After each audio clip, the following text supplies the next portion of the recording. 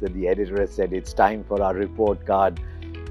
And he sent me 10 names. So we've got lots of work to do on this report card. So let's just start. He said 7 Indians, 3 New Zealanders. I'll tell you right at the start, this was one of the best limited over series for India. I know there was one meltdown, but largely so many positives. And you'll see that reflected in this report card. So let's start.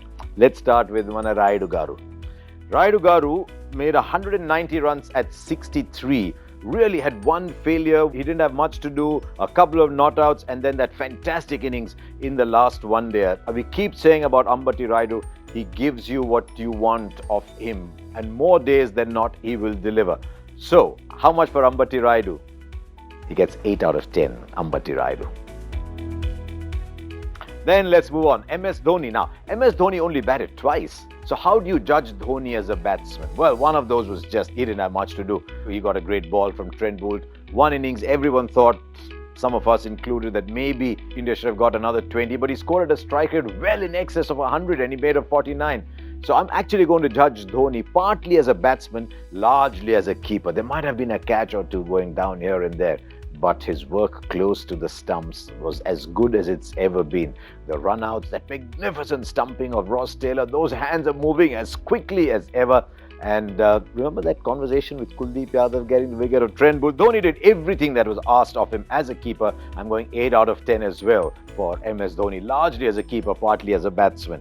Then Shikhar Dhawan. What did Shikhar Dhawan do? He made 188 runs. He got 2 half centuries. He scored at a strike rate of 82.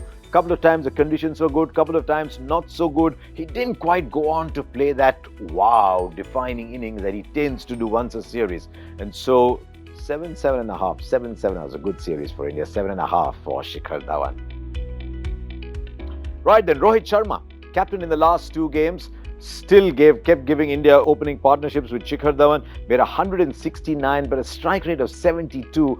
With Rohit Sharma, the bar in one-day cricket is higher than it is for most. It is almost as high as Kohli, often as high as Kohli. So you measure Rohit Sharma against Rohit Sharma, and by that standard, he probably got a 6 in this series.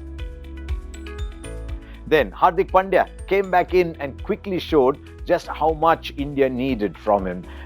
Wellington, last one-day international, I think he turned the match around with that really quick 45, but I was more interested in seeing whether he can slot in as a regular bowler, and to my mind, he did that as well. So Hardik Pandya got 4 wickets, bowled 21 overs, batted a strike rate of 145, was excellent in the field as usual. Hardik Pandya gets 8 out of 10, and he's a key member of that World Cup squad. Then the 2 bowlers, India bowled so well. Yajuvendra Chahal bowled 41 overs, by the way, 9 wickets at an economy rate of 5.34. Remember, there's a bit of a cloud about Chahal. He'd lost his place because Jadeja was in, because Hardik Pandya wasn't there. His numbers was coming down slightly. Chahal did everything the captain could have asked of him in this series. He kept tossing the ball up. None of the batsmen were picking his wrong ones. So how much should Yajuvendra Chahal get?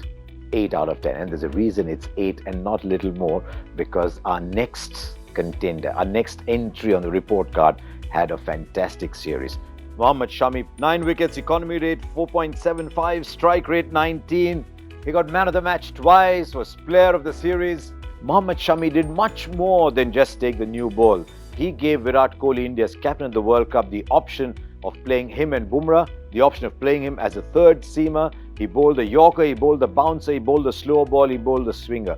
Shami did everything. Shami gets 9 out of 10. Now, 3 New Zealanders.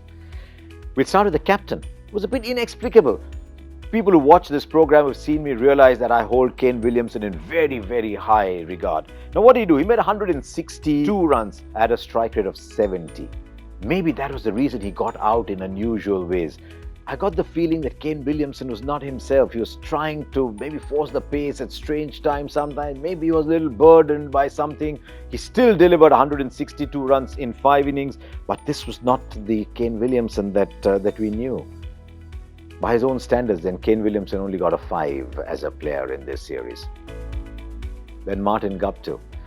He's always one player the opposition looks at and says, if this man gets going, he's got a double in a one-day internationals, he scores big hundreds. Don't let Martin Guptill get going. What did India do? India did not let Martin Guptill get going. I don't know. Martin Guptill wasn't there in this series. There's someone answering to that name that turned up in the series. He looked a bit like Guptill, but it wasn't Guptill. 47 runs, average of 11.75. How much would Guptill give himself? If he gives himself 3, I'll give him a 2. That leaves Trent Boult, strong contender with Mohammad Shami for the Player of the Tournament, Player of the Series award. He swung the ball, angled it away, Boult bouncer, Boult in tremendous rhythm. He was fairly consistently over 140 and he was always threatening. Once Boult all 10 overs at a stretch to pick up 5. What did he do? He got 12 wickets at an economy rate of 3.92. Does he get a 9 or a 9.5? 9 or a 9.5 as a bowler? He did everything that could be asked of him. 9. Him and Shami, 9 apiece. So there you are. That's the report card that the editor sent me. What do you think? Why don't you send in your response to @CrickBuzz and tell us what your mark should be?